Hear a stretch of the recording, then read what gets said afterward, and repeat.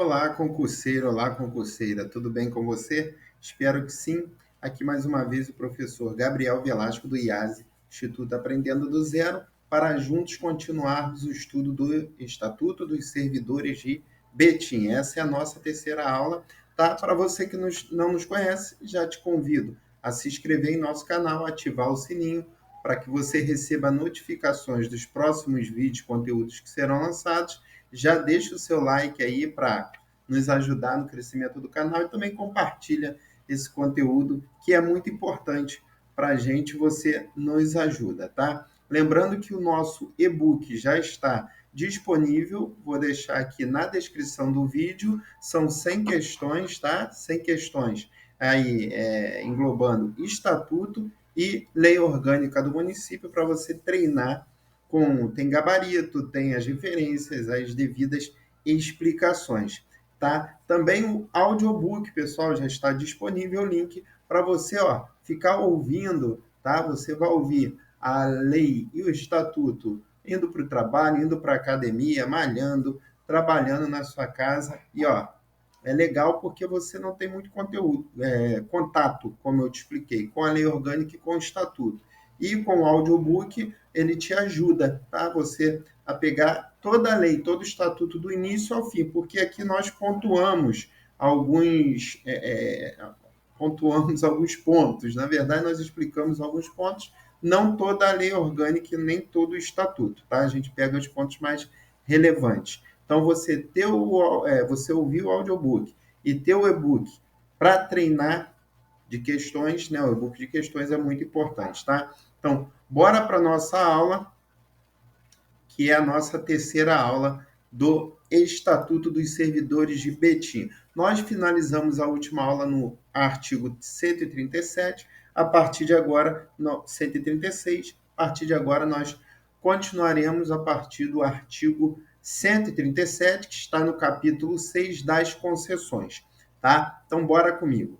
Sem prejuízo do vencimento ou qualquer direito ou vantagem, o funcionário poderá faltar ao serviço até 8 dias consecutivos por motivo de casamento, falecimento do cônjuge, pais, filhos ou irmãos. Então, aí, pessoal, já temos um prazo aí. No caso do afastamento, tá legal? Do funcionário por casamento, né? Casamento, falecimento do cônjuge, pais, filhos ou irmãos, o prazo aí de dias concedidos é de 8, tá? Para ele faltar ao serviço sem que seja descontado. O artigo 139 diz: ao cônjuge ou na falta dele, a pessoa que provar ter feito despesas em virtude de falecimento de funcionário, ainda que em disponibilidade ou aposentado, ou seja, o funcionário não precisa estar na atividade, tá? Ele pode estar em disponibilidade ou na aposentadoria, será concedido auxílio funeral correspondente a 1 mês de vencimento ou provento. Beleza? Artigo 140, o vencimento e o provento não sofrerão descontos além dos previstos em lei, tá? Porque o que acontece, pessoal? Às vezes faz o consignado em folha, tá? Então isso tem que estar previsto em lei e tem que ter autorização do servidor, né? Aquele empréstimo para pensionista, um exemplo aí, ou para servidor, tem que ter autorização e tem que estar previsto em lei. Aí sim poderá ter incidido desconto. Capítulo 8 do direito de petição, essa parte também é bem relevante para a nossa prova e para o nosso estudo. O artigo 143 traz o seguinte: é assegurado ao funcionário o direito de requerer ou representar, tá? Isso aqui é no caso, tá, do funcionário, ele pode ser punido, penalizado de alguma forma, e ele poderá requerer ou representar contra, tá, essa punição, enfim, legal? Então, a partir daqui, a gente vai ver como funciona isso. Então, olha lá, o artigo 144, o requerimento dirigido à autoridade competente para decidir será obrigatoriamente examinado pelo órgão de administração de pessoal, que o encaminhará à decisão final.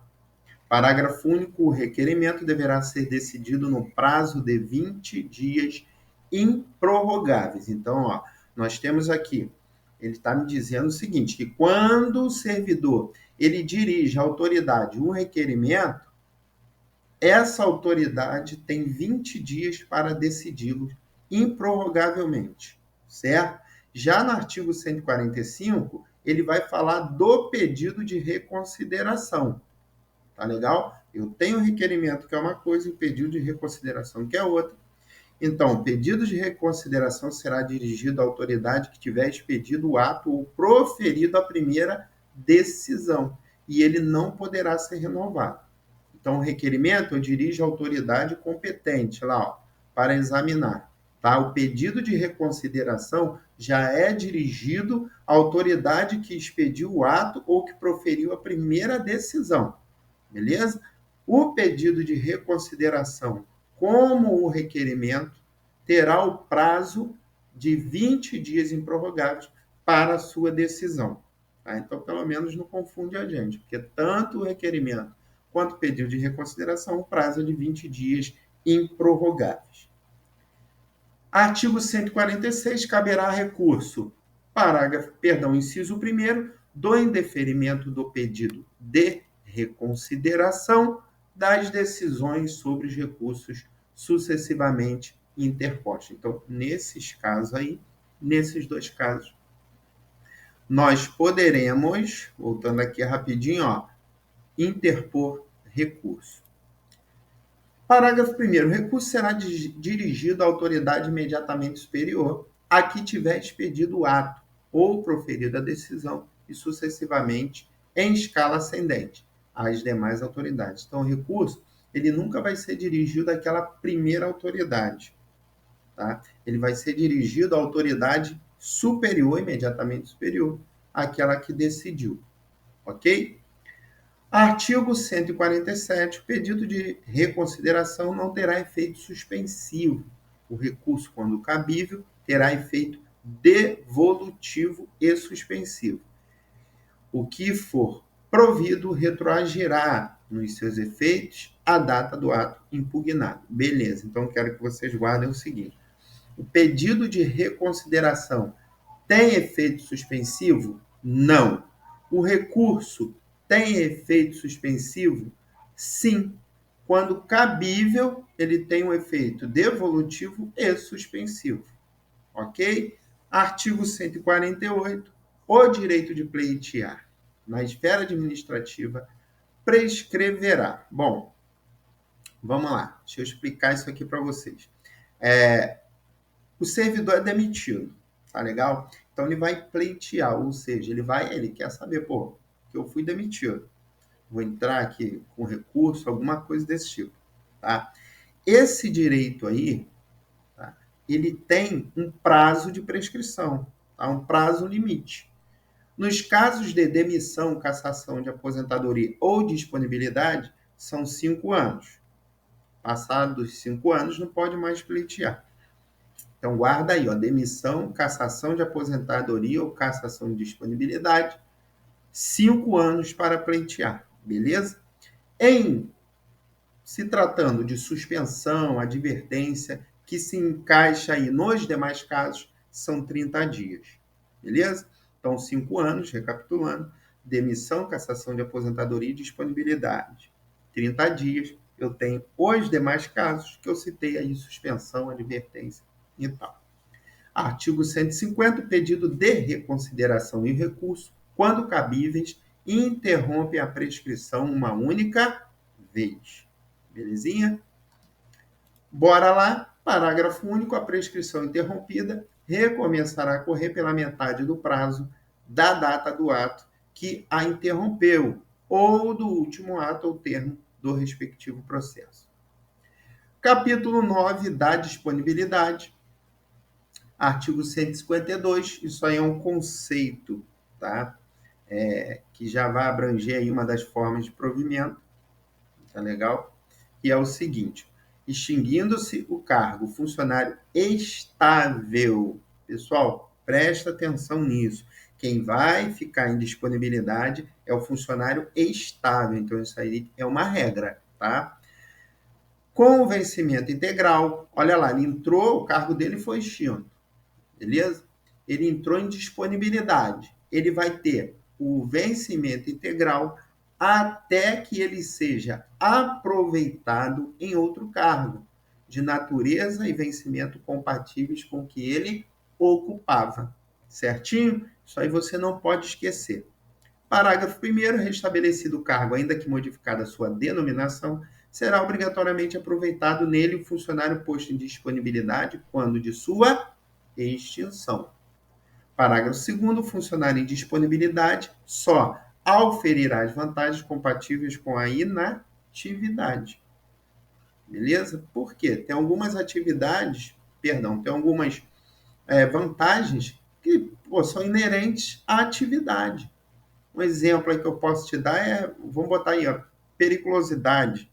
Se ele está em disponibilidade, ele não faz jus à periculosidade, à insalubridade, porque depende dele estar na atividade, beleza? Artigo 153, o funcionário em disponibilidade poderá ser aposentado. Aqui, a gente vai até ver isso. No caso aí de verificada a incapacidade para ele voltar, então ele poderá ser aposentado. Bora no artigo 154, o funcionário será aposentado compulsoriamente. O que é compulsoriamente, pessoal? Vamos botar aí, obrigatório. Ele será obrigatoriamente aposentado aos 70 anos de idade. Já existe entendimento aí, tá? Que não foi atualizado, que é expulsória, que a gente brinca, compulsória, não é de 70 anos mais, é de 75. Mas como aqui não está atualizado, caso venha na sua prova, você vai colocar 70, mas aí gera discussão. Acredito que nesse ponto a gente não terá essa questão, mas é só para contextualizar e você entender, beleza? Ele será aposentado também a pedido, quando ele requer, após 35 anos de serviço, se do sexo masculino, então 35 masculino, 30 feminino, beleza? A pedido ele pode ser 35 masculino, 30 feminino. Vamos guardar assim. Ou poderá ser aposentado por invalidez. Então, acompanha comigo o parágrafo 1º. Olha lá, aposentadoria por invalidez será sempre precedida de licença por período não excedente a 24 meses, salvo quando o laudo médico concluir pela incapacidade definitiva para o serviço público. Beleza? Então, tem esse prazo aí. Se a licença que ele gozou tem mais de 24 meses, aí ele não poderá ser aposentado, a não ser que exista uma conclusão em laudo médico atestando a sua incapacidade para o serviço público. Parágrafo 2º, será aposentado o funcionário que, depois de 24 meses de licença para tratar de saúde, for considerado inválido para o serviço público. Exatamente o prazo que a gente falou aqui. Artigo 155. O aposentado receberá proventos integrais nos casos, olha aí, do número 2 do artigo 154. Vamos voltar aqui rapidinho, ó. Qual é o inciso 2 aí, ó. Opa, voltei aqui, peraí. Vamos lá, ó. A pedido, após 35 anos de serviço, que a gente falou, masculino ou 30 feminino. Então, ó, ele poderá ser aposentado com proventos integrais. Outro, ele poderá ser aposentado com proventos integrais também quando invalidado em consequência de acidente no serviço, no exercício de suas atribuições ou em virtude de doença profissional. E também ele receberá os proventos integrais quando invalidado por doença grave, contagiosa ou incurado. Isso aí é uma nova redação. Parágrafo 1º, considera-se acidente, para efeitos desta lei, o evento danoso que tiver como causa imediata ou imediato o exercício das atribuições inerentes ao cargo. Parágrafo 2º, equipara-se acidente à agressão sofrida e não provocada pelo funcionário no exercício de suas funções. Quarto, entende-se por doença profissional a que decorrer das condições de serviço ou de fatos nele ocorridos, devendo o laudo médico estabelecer-lhe a rigorosa caracterização. No quinto, ao funcionário em comissão, aplicar-se-á o disposto neste artigo, quando invalidado nos termos do inciso 2º, que a gente leu, que fala da consequência de doença no exercício das atribuições. Artigo 156. Fora dos casos do artigo 155, os proventos serão proporcionais ao tempo de serviço. Eu coloquei isso daí porque eu preciso falar do parágrafo 2º, mas isso aí é até meio confuso. Na razão de 1,35 avos por ano, quando se tratar de funcionário masculino, e 1,30 avos quando se tratar de sexo feminino. Mas eu quero falar mesmo é do parágrafo 2º, que diz, os proventos da aposentadoria não serão inferiores a 1/3 do vencimento da atividade, nem a ele superior. Então, provento aí fica restrito a 1/3, né, do que ele recebia. Baixa bastante. Artigo 157. Os proventos dos inativos serão revistos sempre que houver reajuste dos vencimentos dos servidores estatutários da ativa, obedecidos os mesmos percentuais. Isso é até importante, porque se ele vai para a inatividade, ele já ganha menos, correto? No caso aí dele não ter sido integralizado, tá, pessoal? Porque se ele tem um vencimento integral, ali quando fala de 1/3, isso aí a gente tem que avaliar cada caso, beleza? Porque tem lá os proventos da aposentadoria proporcionais, beleza? Mas quando é integralizado, ele vai ganhando tudo, beleza? Então, olha lá, os proventos da inatividade não serão, serão revistos sempre que houver lá o aumento dos ativos, beleza? Porque ele ali consegue manter a sua força, né? A sua renda, tá legal? Inciso 2º, até atingir a idade de 70 anos, eu já falei sobre isso, o reajuste assegurará ao aposentado proventos correspondentes a 80% do padrão de vencimentos. Tá legal? Aí não sei se vai haver mudança aí. Né? Se isso aí eles vão botar até 75, enfim. Mas aí consta 70. Artigo 159, os aposentados deverão, juntamente com os proventos, os adicionais por tempo de serviço e quaisquer outras vantagens atribuídas aos funcionários por lei em caráter permanente. Artigo 160. A aposentadoria que depender de inspeção médica só será decretada depois de verificada a impossibilidade de readaptação do funcionário. O que acontece aqui, pessoal, quando há uma incapacidade, por exemplo, ele está com uma incapacidade. Essa incapacidade dele gera até uma possibilidade dele trabalhar numa função que agora é compatível, tá, com a sua limitação. Quando isso é verificado pela inspeção médica e não há essa possibilidade, aí sim, ele pode ser aposentado, verificando-se a impossibilidade de readaptação. Mas o serviço público ele vai procurar readaptação. Se não conseguir, aí ele será aposentado. Artigo 161 é automática aposentadoria compulsória, calculando-se os proventos do aposentado com base no vencimento e nas vantagens a que fizer jus no dia em que atingir a idade limite. Parágrafo único. O retardamento do decreto que declarar aposentadoria, tá, não impedirá que o funcionário se afaste do exercício. Tá, isso aqui é o seguinte, porque o decreto ele pode demorar. O decreto que vai dizer que ele chegou lá, ele tem a possibilidade, ele já chegou ao limite para se aposentar. Então, se esse decreto demorar, não é justo que o servidor ele continue em atividade, até porque ele já alcançou o tempo, a idade limite. Tá? Então, ele vai sair e quando sair o decreto, só vai ratificar a aposentadoria dele. Entenderam? Artigo 162. Nos casos em que tenha sido a aposentadoria concedida por motivo de invalidez, será o aposentado submetido à inspeção médica após o decurso de 3 anos para efeito de reversão. Tá, então vamos lá, pessoal. O que é a reversão?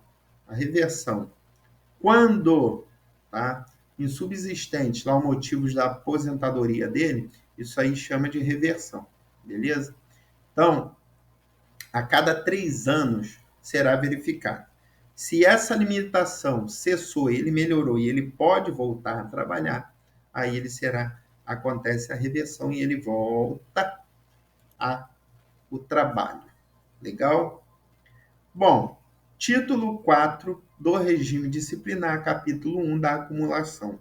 Aqui nós vamos ver os casos que pode acumular e que não pode acumular, beleza? Então, ó, é vedada a acumulação remunerada. É vedado? Em regra, sim, mas existem algumas exceções.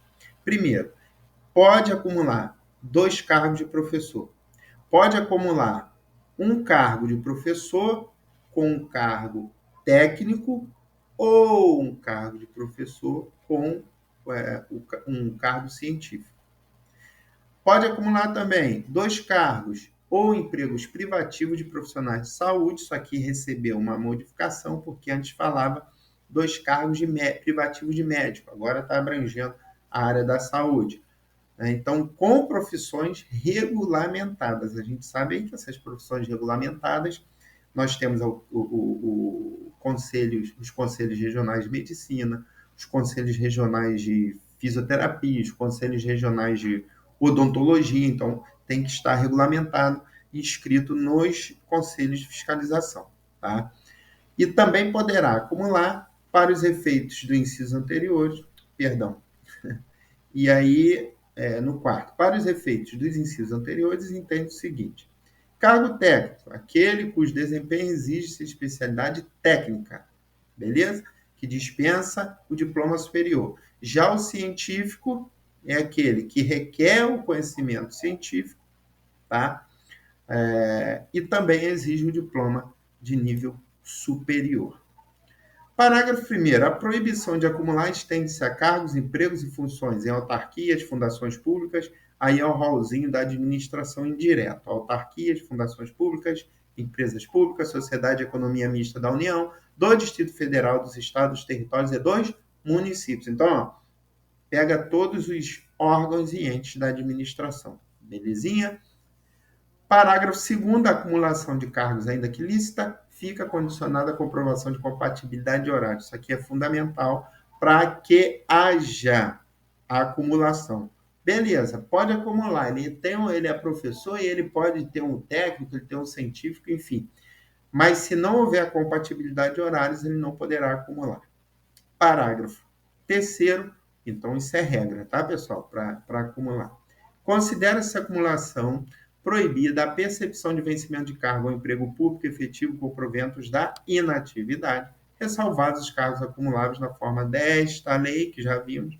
Os cargos eletivos, nós vamos ver aqui no mandato de prefeito, ele vai ficar licenciado, mas no de vereador ele pode acumular, enfim, nós vamos ver isso. Os cargos eletivos, os cargos em comissão declarada em lei de livre nomeação e exoneração. Artigo 164. Ao servidor em exercício de mandato eletivo se aplicam as seguintes disposições. Olha aí o gancho. Tá, ó. Primeiro, tratando-se de mandato eletivo federal, estadual ou distrital, ficará afastado do cargo, emprego ou função. Beleza? Então ele foi lá, concorreu a um cargo de senador, deputado federal, estadual, enfim. Ele ficará licenciado do cargo, emprego ou função. Beleza? Tratando-se do mandato de prefeito ou vice-prefeito, ele fica afastado do cargo, emprego ou função, mas será facultado a ele optar pela remuneração, tá? No cargo de prefeito e vice-prefeito. Já no cargo aí, mandato de vereador, se há compatibilidade de horários, ele pode receber as vantagens de seu cargo, lá o emprego que ele exerce, sem prejuízo da remuneração do cargo eletivo, tá? E se não houver a compatibilidade de horário, é aplicada a norma do inciso anterior. Qual é? Que a gente leu aí, pessoal? A do prefeito e do vice-prefeito, que aí ele deverá se afastar e optar pela sua remuneração. No inciso 4º, em qualquer caso que exija o afastamento para o exercício do mandato eletivo, seu tempo de serviço será contado para todos os efeitos legais, tá? Então, vai acumular o tempo de serviço como se em exercício estivesse. Para efeito de benefício previdenciário, no caso de afastamento, valores serão determinados como se no exercício estivesse. Acaba sendo aí um complemento do outro. Artigo 165. O funcionário não poderá exercer mais de uma função gratificada, nem participar de mais de um órgão de deliberação coletiva. Parágrafo 1º. O funcionário ocupante do cargo, ou de cargo em comissão, função de confiança, agente político ou de natureza especial, poderá ser nomeado para ter exercício interinamente em outro cargo de confiança, sem prejuízo das atribuições do que atualmente ocupa, a hipótese em que deverá optar pela remuneração de um deles durante o período de interinidade, tá? Então, isso aí a gente está falando de interino, tá? Não é de ficar um tempo mandato, tá? Então, isso aí é interinamente. Parágrafo 2º. O funcionário efetivo poderá ser designado para exercer de forma interina o cargo em comissão, função de confiança ou cargo de agente político, permanecendo com a remuneração de seu cargo de provimento efetivo. No terceiro, no caso do parágrafo anterior, o cargo em comissão, a função de confiança e o cargo de agente político ficarão indisponíveis para preenchimento. É lógico, né? Já está preenchido. Artigo 166, verificada em processo administrativo julgado pelo prefeito acumulação proibida e provada boa-fé, então tem o primeiro ponto aí, foi provado boa-fé, ele terá 15 dias, tá, para decidir entre os cargos, um ou outro, beleza? Se ele não faz isso nesse prazo, ele é exonerado de qualquer deles, a critério da administração. Então, ele tem 15 dias para optar no caso de boa-fé, porque no caso de má-fé, o funcionário perde os cargos, estiver exercendo, beleza? No serviço público municipal.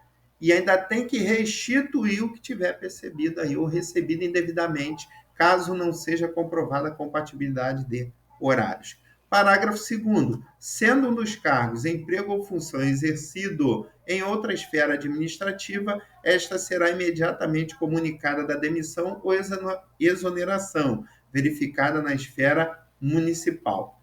Capítulo 2. Dois deveres. Vamos dar uma olhada aí, dois deveres dos funcionários, a partir do artigo 167, dos seus deveres que vai ocupar em um cargo na prefeitura, com certeza.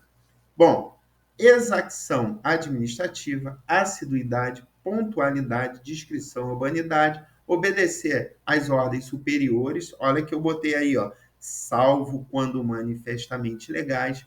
Botei esse inciso aí para explicar por quê. Você pode receber ordens superiores, mas se forem ilegais, você não vai obedecer, beleza? Você não vai cumprir. Botei também o inciso 13, comunicar ao órgão de administração de pessoas as alterações em seu cadastro pessoal, inclusive sobre a posse em novo cargo público, até porque a gente está falando de acumulação. Capítulo 3º aí, das proibições. Ao funcionário é proibido. Bora lá, tem, tá?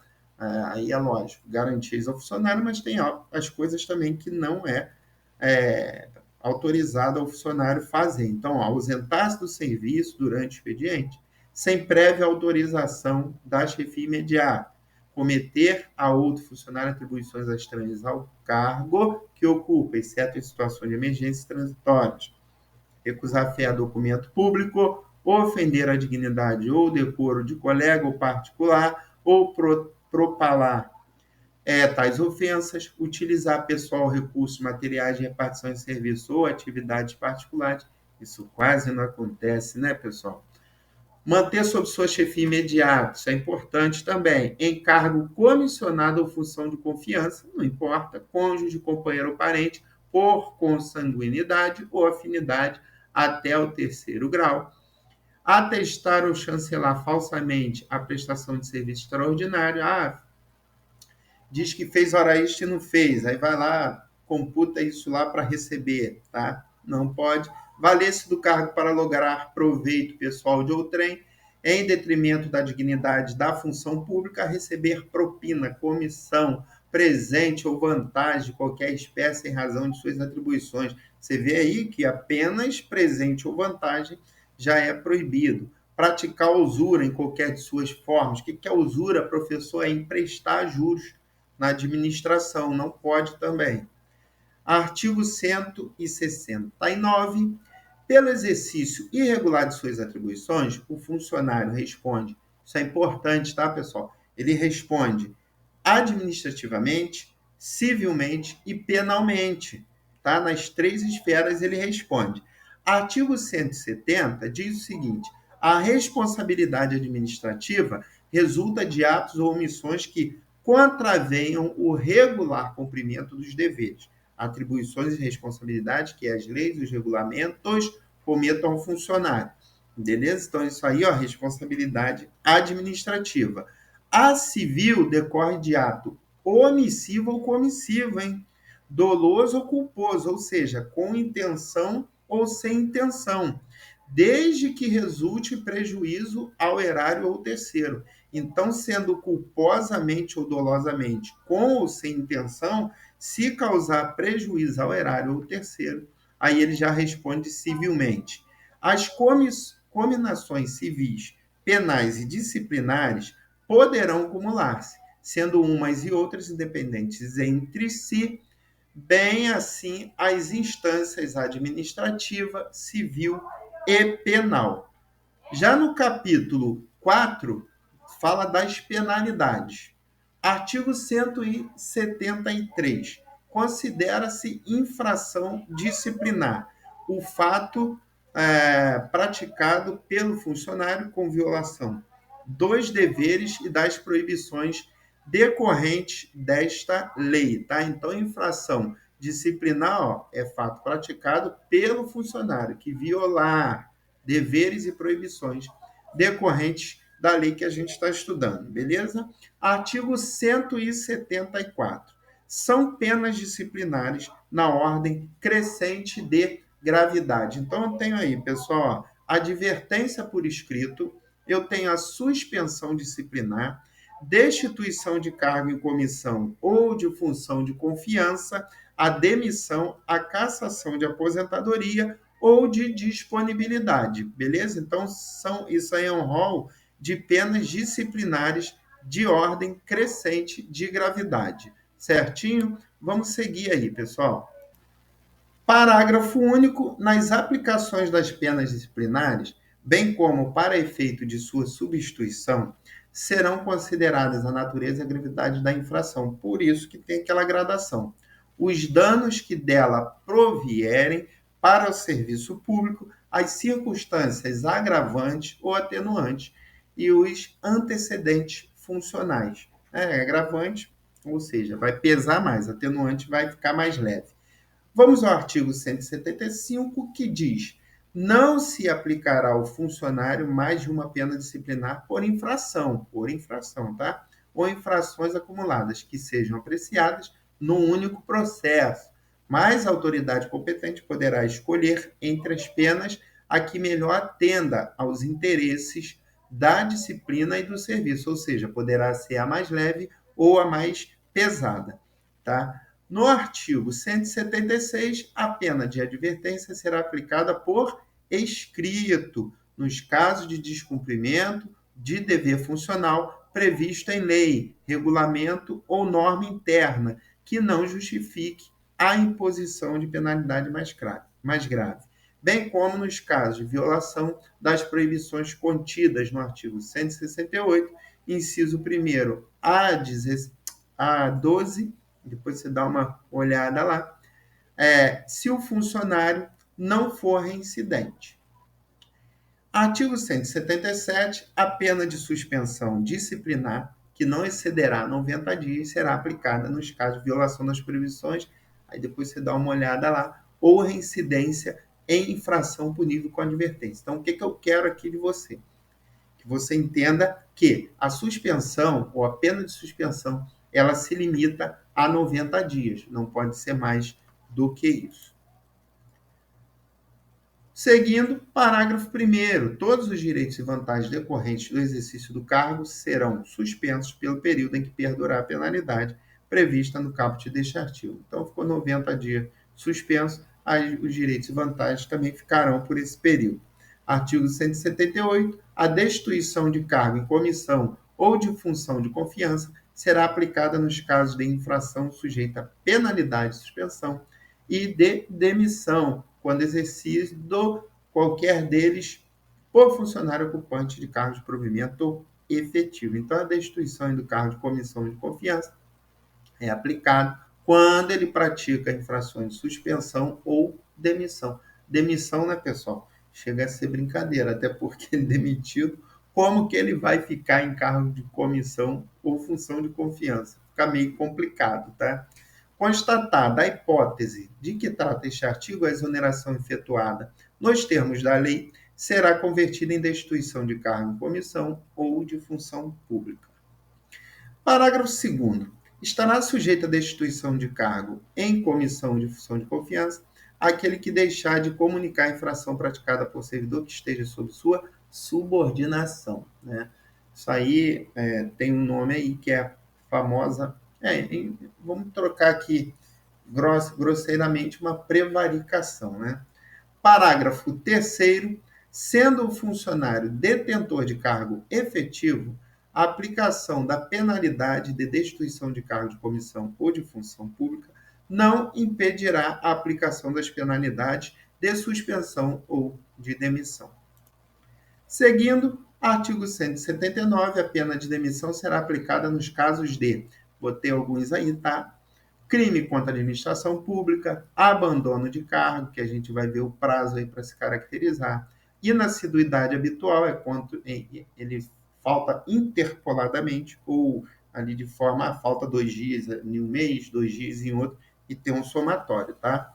Improbidade administrativa, incontinência pública e conduta escandalosa em serviço, insubordinação grave em serviço, ofensa física em serviço, a funcionário ou a particular, salvo a legítima defesa própria ou de outrem, aplicação irregular de dinheiros públicos, revelação de segredo do qual se apropriou em razão do cargo, lesão aos cofres públicos, dilapidação do patrimônio nacional, corrupção, acumulação ilegal de cargos, empregos ou funções públicas, impedir, retardar, atrasar ou de qualquer forma interferir na alimentação dos alunos da rede pública municipal de ensino. Isso aqui é interessante, eu botei aqui porque eu nunca vi isso em lugar nenhum.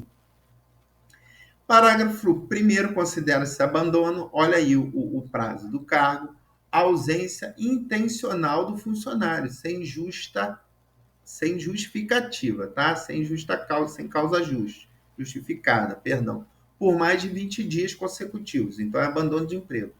Já que a gente fala lá, na inassiduidade habitual, é a falta, olha o inciso, olha o parágrafo 2º, ó, pena de demissão, ó, falta de assiduidade. Durante o período de 12 meses, ele faltar 20 vezes de forma injustificada, certinho?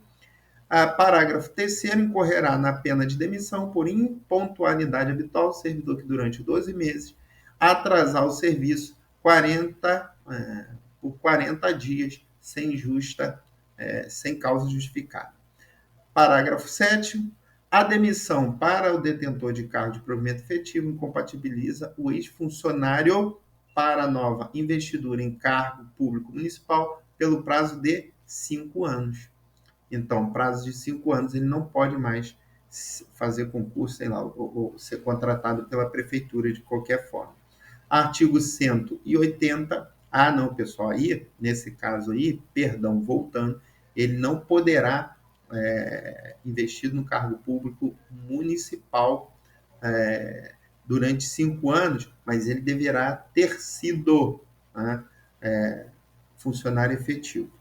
Artigo 180, o ato de imposição da penalidade mencionará sempre o fundamento legal e a causa da sanção administrativa. Isso aí é lógico.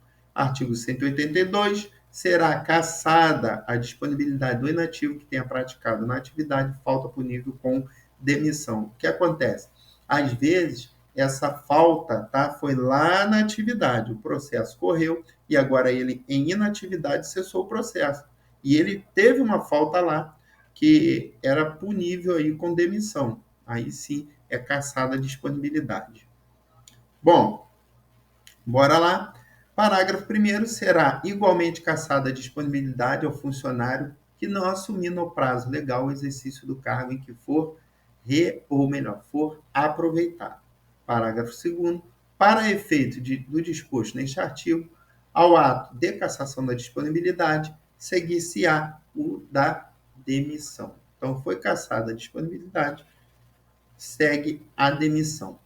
No artigo 183, será cassada a aposentadoria do inativo que tenha praticado na inatividade, ou melhor, na atividade de falta punível com demissão. É o mesmo caso lá da disponibilidade. Parágrafo único. Para efeito do disposto neste artigo, ao ato de cassação da aposentadoria, seguir-se-á da demissão como a suspensão. Tá? Artigo 184. Bom, pessoal, tive que dar uma pausinha rápida aqui. Bom, então, ó, para a gente voltando aí, tá? No artigo 184, diz o seguinte: para a imposição das penalidades, das penas disciplinares, são competentes. Então, vamos lá. Primeiro, ó, no caso do prefeito, tá? Então, aí a demissão, cassação de aposentadoria ou disponibilidade, destituição do cargo, em comissão, função de confiança e suspensão superior a 60 dias. Tá? Então, aí, ó, quem é competente para aplicar essas penas disciplinares, esse rolzinho aí, é o prefeito, ok? Já o secretário adjunto de corregedoria, nos casos de suspensão disciplinar de até 60 dias, tá? Tem aí, ó, eu coloquei do artigo 177 os parágrafos 2º e 3º. Então, ó, será punido com suspensão de até 15 dias, tá? O funcionário que injustificadamente recusar-se a ser submetido à inspeção médica ou perícia. Beleza? Então, aí, quem cabe a quem? Ao secretário adjunto de corregedoria aplicar essa pena. E também punido com suspensão de até 30 dias. O funcionário que injustificadamente deixar de comparecer quando comprovadamente convocado para prestar depoimento ou declaração perante a Corregedoria Geral do município. Tá legal? Então, aí cabe ao secretário adjunto nesses casos. Já o chefe imediato do funcionário, nos casos de advertência por escrito.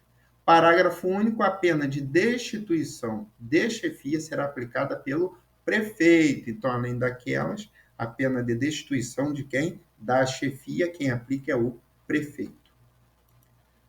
Artigo 186 são circunstâncias que atenuam, tá? Vamos deixar mais leve ali, se eu posso dizer assim, a aplicação da pena. Primeiro, se ele prestar relevante serviço para o município de Betim, se essa infração ela for cometida para a preservação da ordem ou do interesse público, se o servidor lhe confessar o cometimento da transgressão, se a prestação de mais de 10 anos de serviço com exemplar comportamento e zelo. Então, são circunstâncias que vão atenuar a pena.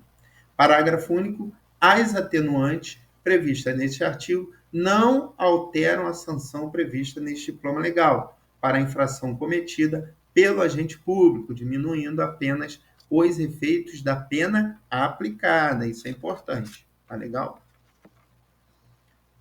E no artigo 187, aí, ó, são circunstâncias que agravam, que vão pesar mais. O conluio para a prática da infração, a acumulação da infração, a reincidência genérica ou específica da infração. Para a gente finalizar aí esse módulo, artigo 188, contados da data da infração, prescreverá na esfera administrativa, em 180 dias, a falta sujeita à pena de advertência escrita. Em 2 anos, a falta sujeita à pena de suspensão disciplinar. Em 5 anos, a falta sujeita à pena de demissão, cassação de aposentadoria, disponibilidade, destituição de cargo em comissão. A falta também prevista como crime na lei penal prescreverá juntamente com este, ou seja, a administração, se você cometeu algo que é sujeito à demissão, mas tem 10 anos, já era, prescreveu na esfera administrativa, beleza? Então, guarda esse prazo, 180 dias, eu falo de advertência por escrito. 2 anos, suspensão disciplinar. 5 anos, os demais, os mais pesados. Demissão, cassação de aposentadoria e disponibilidade, destituição do cargo em comissão ou função de confiança. Ufa, ó, módulozinho bem extenso, chegamos ao fim. Vamos praticar, tá? A nossa questão está aí na tela, você vai pausar o vídeo, vai responder e eu já volto com a explicação, com os comentários. Belezinha, pessoal? Voltamos aí. A questão pede o seguinte: com base no Estatuto do Servidor de Betim, aponte a opção correta. Vamos lá. Será cassada a disponibilidade do inativo que tenha praticado na atividade falta punível com suspensão. Beleza. Acompanha comigo aqui, o artigo 182, ele já diz que essa questão está errada. Por quê? Cassada a disponibilidade do inativo que praticou na atividade, eu falei isso, falta punível com demissão. Aí sim será cassada a disponibilidade. Ele apresenta para a gente que será por falta punível com suspensão. E não, será com falta punível com a demissão. A pedido, letra B, o pedido de reconsideração e o recurso, quando cabíveis, interrompem a prescrição uma única vez. Pessoal, ó, certinho. O artigo 150 ele traz essa redação objetiva, tá? Então, guarde o pedido de reconsideração e recurso. Quando forem cabíveis, interrompe a prescrição uma única vez. Então, esse é o nosso gabarito. Vamos ver as demais. A acumulação de cargos independe de comprovação de compatibilidade de horários. Opa! Nós falamos sobre isso e até chamei a atenção. Por mais que seja lícita, ela fica condicionada à comprovação de compatibilidade de horários. Isso consta no artigo 163, no parágrafo 2º. Tá legal? Lá, acumulação de cargos, ainda que lícita, fica condicionada à compatibilidade. Ele disse aqui, ó, que independe. Então, a letra C está incorreta por isso. A letra D, a pena de destituição de chefia será aplicada pelo chefe imediato negativo. Pelo chefe imediato, pessoal, são as faltas aí de advertência por escrito, tá? Porque a pena de destituição de chefia é aplicada pelo prefeito, artigo 184, tá? Então, a alternativa está incorreta. O nosso gabarito realmente ficou sendo a letra B, beleza? Bom, espero que você tenha gostado. A próxima aula já está aí no forno. Corre lá também, porque estamos lançando a aula de lei orgânica, acompanhando a lei de estatuto. Você pode já ouvir os audiobooks aí. E também você que não adquiriu, é muito importante você adquirir o e-book, pessoal, de questões. Tá? Como eu digo aqui, uma questão certa te leva para o céu, uma errada te joga no inferno. É bem assim. A concorrência é muito grande, muita gente negligencia a lei municipal ou as leis municipais e você pode ficar fora por uma questão. E você sabendo bem, praticando bem, você vai dar uma alavancada, porque muita gente não liga, ah, não, isso aqui eu vou acertar, eu vou chutar. Não é bem assim. Tá? Então, o e-book de questões é importantíssimo para você treinar. E já está na descrição do vídeo, assim como o audiobook para você ouvir. Pessoal, mais uma vez, muito grato aqui, professor Gabriel Velasco. Um forte abraço para você. IASE trabalhando para a sua aprovação. Está aí o nosso Instagram, @instituto.iase.oficial. Você pode deixar comentários aqui que a gente vai responder. E você pode também chamar a gente no Zap para qualquer dúvida. Forte abraço para você. Até o próximo vídeo. Tchau!